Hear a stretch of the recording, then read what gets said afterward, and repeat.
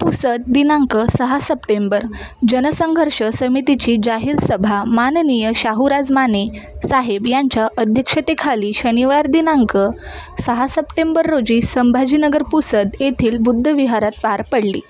सभेच्या अध्यक्षस्थानी जनसंघर्ष समितीचे संस्थापक अध्यक्ष माननीय शाहूराज माने साहेब होते, तर व्यासपीठावर राष्ट्रवादी काँग्रेस पक्षाचे शहराध्यक्ष शेख इरफान, समितीचे वरिष्ठ सल्लागार आनंदराव नरवाडे, समितीचे जिल्हाध्यक्ष उमेश लोखंडे, तालुका अध्यक्ष श्रीनिवास पडघणे, डी.के. जाधव, संभाजीराव कदम, सय्यद सादिक, शेख जावेद उपस्थित होते। सभेच्या सुरुवातीला भारतरत्न डॉक्टर बाबासाहेब आंबेडकर यांच्या प्रतिमेला मान्यवरांच्या हस्ते पुष्पहार अर्पण करण्यात आला। जनसंघर्ष समिती ही समृद्ध जीवन मल्टीपर्पज कोऑपरेटिव्ह सोसायटीच्या पीडित गुंतवणूकदारांची समिती असून ही समिती गुंतवणूकदारांच्या परताव्याकरिता लढत आहे। या संदर्भात पुसद येथील सभेचे आयोजन करण्यात आले होते। यावेळी शाहूराज माने साहेबांनी सभेला संबोधित केले। शाहूराज माने यांनी न्यायालयाच्या निकालावर नाराजी व्यक्त करून तपास संस्थेवर आक्षेप घेतला। न्यायालयाने दिलेल्या निकालात असे म्हटले आहे की समृद्ध जीवनाचा कारभार हा 9 राज्यात असून केवळ 2 लाख गुंतवणूकदार असल्याचा निकाल दिला, परंतु प्रत्यक्षात समृद्ध जीवनाचा 17 राज्यात कारभार असून 20 लाखांवर पीडित गुंतवणूकदार आहेत। पीडित गोरगरीब सामान्य गुंतवणुकीदारांचे अब्जावधी रुपयात गुंतवणूक आहेत।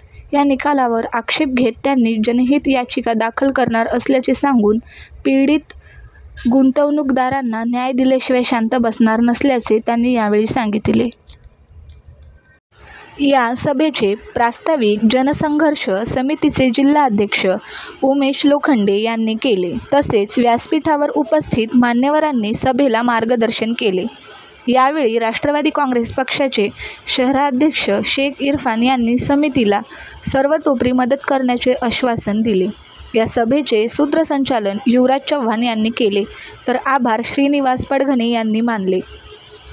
या सभेच्या यशासाठी आनंदराव नरवाडे, उमेश लोखंडे, श्रीनिवास पडघणे, भास्कर बनसोड, विठ्ठल इंगळे, पंडित घाडगे, अनिल कांबळे, संतोष गायकवाड, किसन कांबळे, रमेश ढेंबरे, प्रल्हाद खडसे, अनिल राठोड यांनी पुढाकार घेतला। या सभेला मधुकर ध्वज, प्रकाश गुळवे, साहेबराव कांबळे, शंकर चोपडे, उमेश लोंढे, किशोर चंद्रवंशी, शेख जाफर, सय्यद शाबुद्दीन, अरविंद जाधव, सुमेध ठमके, विमल जोगदंडे, शालिनी आळणे, कांता मुनेश्वर, वर्षा मनवर, भाग्यश्री शेळके, मंदा खंदारे, अनुसया गुळवे, जैनाबी शेख गुलाब, अनुसया विनकरे, रिजवाना अली यांच्यासह मोठ्या संख्येने पीडित गुंतवणूकदार उपस्थित होते।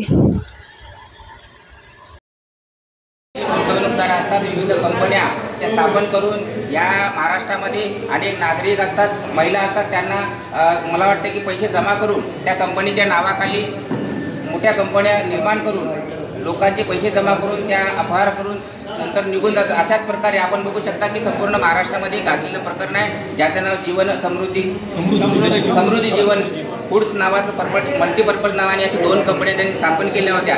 आणि आपण बघू शकता की पुण्यामध्ये त्याचा फार मोठा फ्रॉड झाला, FIR दाखल झाली आणि त्यांना अटक झाली। अशा प्रकारचं हे महाराष्ट्रामध्ये सर्वात मोठं गाजलेलं प्रकरण आहे। त्याच अनुषंगाने आपण या ठिकाणी या पुसद शहरातील जे काही गुंतवणूकदार आहेत, निवेशक आहेत, त्यांनी पैसे जमा केले होते, त्यांचे पैसा त्या ठिकाणी गेले आणि त्यांना कुठल्या प्रकारचा या मोबदला मिळाला नाही। परंतु आजपर्यंत ते मला वाटते जीवन व्यतीत करताना त्यांच्या मागे जे काही कुटुंब असेल ते कसं चालवायचं या विवेचनात असतात। मला वाटते की या ठिकाणचे जे लोखंडे आहेत, आम्ही यापूर्वी एक बातमी दिली होती, त्यांनी तहसीलदारांना निवेदन दिलं होतं आणि त्या माध्यमातून त्यांना न्याय देण्याचा आपण त्या ठिकाणी प्रयत्न केला। आज आम्हाला असं कळालं की या कंपनीच्या माध्यमातून लढा उभारण्यासाठी कोणीतरी येणार आहेत, तर मला वाटते या ठिकाणी शाहूराजी माने या ठिकाणी आले आणि आपला जो लढा या ठिकाणी उभा राहिलेला आपण त्यांच्याकडून जाणून घेणार आहोत। काय म्हणतात सर, आपण आपला परिचय द्यावा आणि आपण हे आंदोलन कसं उभं केलं याची माहिती। मी शाहूराज माने या समृद्ध जीवन मल्टीस्टेट आणि Samruddha Jeevan Foods India Limited, Prosperity India Limited याच्या माध्यमातून ज्या लोकांनी याच्यामध्ये निवेश केलेली होती, परंतु 2014 मध्ये आणि 2015 मध्ये याच्यावरती गुन्हे दाखल झाले पुण्याच्या डेक्कन पोलीस स्टेशन आणि चतुर्शिंगी पोलीस स्टेशनमध्ये महेश मोतेवारांनी अपहार केल्यामुळे लोकांच्या मॅच्युरिटी जे काही निवेश आहेत त्या निवेश मुदतपूर्तीनंतर सुद्धा त्यांनी परत केल्या नाही आणि म्हणून त्याच्यावरती गुन्हे दाखल झाले. परंतु तेव्हापासून आजपर्यंत हे प्रकरण पुण्याच्या MPID कोर्टामध्ये चालू आहे आणि MPID कोर्टामध्ये चालू असताना आता अचानकच या कोर्टाचा एक निकाल आला.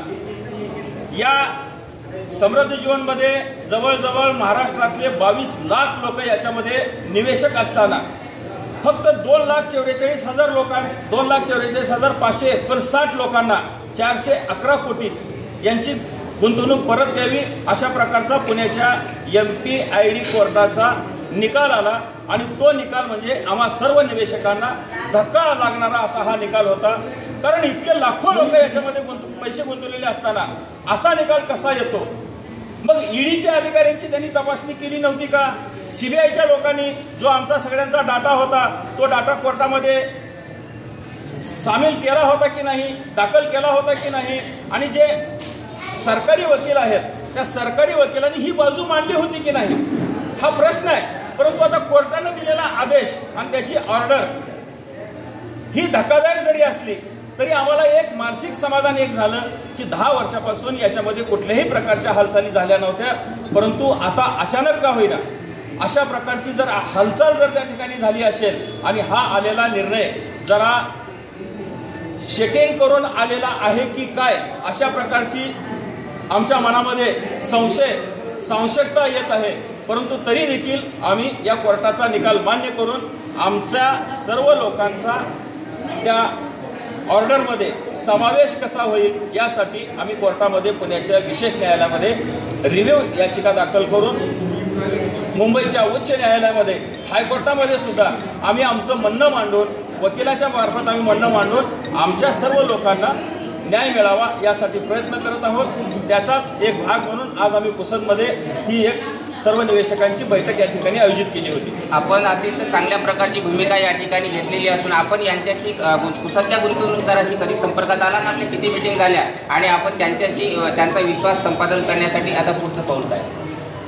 या माध्यमातून आम्ही कार्य करत असताना आम्ही जनसंघर्ष समिती आमची एक सामाजिक संघटना या ठिकाणी स्थापन केली आणि त्या सामाजिक संघटनेच्या माध्यमातून आम्ही धाराशिव जिल्ह्यातील, मी मूळचा राहणारा धाराशिवचा, आणि ह्या समृद्ध जीवनचं जाळं संपूर्ण खेड्यापाड्यात पसरलेलं आहे. संपूर्ण गाव खेड्यातला माणूस याच्यामध्ये भरडलेला आहे आणि असं असताना त्या लोकांचा प्रश्न म्हणून आपण सोडवत असताना आम्हाला जसजसं याच्यामध्ये आमचे आंदोलन होत गेले तसतसं आम्हाला याच्यामधल्या ज्या किचकट प्रक्रिया आहेत, जे कोणी याच्यामध्ये अधिकारी गुंतलेले आहेत, प्रशासकीय अधिकारी कोण आहेत, या सर्वांची माहिती मिळत गेली. आमचे अनेक आंदोलन झाले, मोर्चे झाले, धरणे झाले आणि त्याच माध्यमातून आज संपूर्ण महाराष्ट्रातला जो पीडित वर्ग आहे तो आमच्या पाठीशी खंबीर उभा आहे. त्याचाच भाग आमच्या सर्व पुसद शहरातील आमचे नरवडे साहेब असतील, आमचे पडगणे साहेब असतील, आमचे भास्कर बनसोड साहेब असतील, या सर्वांच्या माध्यमातून आज चांगल्या प्रकारची एक आमची निवेशकांची एक टीम तयार झालेली आहे आणि याच्याच माध्यमातून आमचा आता पुढचा लढा जो न्यायालयीन लढा तर आम्ही लढणारच आहोत. याला रिव्ह्यू देऊन, याला चॅलेंज देऊन आमच्या सर्वांवर जो झालेला अन्याय आहे तो तर दूर करण्यासाठी आम्ही प्रयत्न करणारच आहोत आणि शासकीय स्तरावर सुद्धा आमचे जे काही आंदोलन करता येतील. कारण अशा प्रकारचा हा धक्कादायक प्रकार झालाच कसा, याच्यावरती लिक्विडेटर नियुक्त केलेला आहे. लिक्विडेटरकडे सगळी डाटा उपलब्ध आहे. तुमच्याकडे किती लोकांचे किती गुंतवणूक केलेली आहे, किती लोकांचे किती पैसे द्यायचे, सर्व मालमत्ता तुमच्या ताब्यात असताना अचानकपणे जर अशा पद्धतीचा निकाल येत असेल तर याच्यामध्ये प्रशासकीय अधिकारी सुद्धा कुठेतरी भरडलेले आहेत, काहीतरी घपळा झालेला आहे. या संदर्भात सुद्धा आम्ही जनसंघर्ष समितीच्या माध्यमातून आवाज उठवणार आहोत. साधारणतः पुसद इलाक्यातून किंवा यवतमाळ जिल्ह्यातून किती गुंतवणूकदार असतील आणि त्याचा आकडा किती असेल याची काही माहिती आपल्याकडे उपलब्ध आहे? या पुसदमध्ये एक सेंटर होतं आणि त्याचे मेन 2 नंबरचे आमचे नरवडे साहेब आहेत आणि ते नरवडे साहेबकडे त्यांचा आकडा असेल किती लोक आहेत. माझ्याकडे मी फक्त एक सामाजिक कार्यकर्ता म्हणून कार्य करत असताना सर्व जे कोणी पीडित आहे तो सर्व पीडित माझा आहे, त्याच्यावरचा अन्याय दूर झाला पाहिजे अशा पद्धतीने आम्ही काम करतोय आणि त्याच माध्यमातून आज आमचा हा लढा पुढे चालू झालेला आहे. आकडा यासाठी विचारला की जेणेकरून आपल्याला हायकोर्टामध्ये ती पिटिशन दाखल करायचं आहे, त्या अनुषंगाने ती रक्कम उपलब्ध झाली पाहिजे आणि तो लढण्यासाठी तुम्हाला ती उपलब्ध झाली पाहिजे. संपूर्ण महाराष्ट्रामध्ये 55 ते 60 असे सेंटर होते. त्यांच्या ब्रँचेस होत्या आणि एका ब्रँचमध्ये 2-2 लाख 3-3 लाख लोकांना निवेश केलेले आहेत. अशा 55 ब्रँचेस या महाराष्ट्रामध्ये होत्या आणि इतके निवेश असताना 9 राज्याचा निकाल MPID कोर्टाने दिलेला आहे आणि 9 राज्यातले निवेशक सर्व मिळून 2,44,559 आहेत.